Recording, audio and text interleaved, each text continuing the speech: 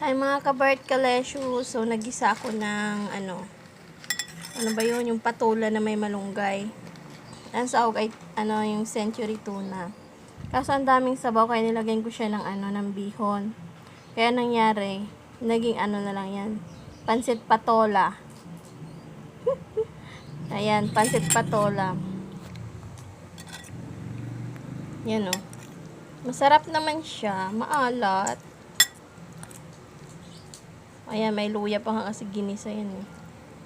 Siguro masarap to pag mas masarap pag may sabaw. Lagyan ko na siguro sabaw.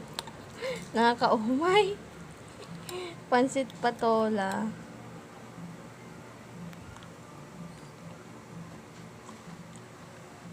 Sarap.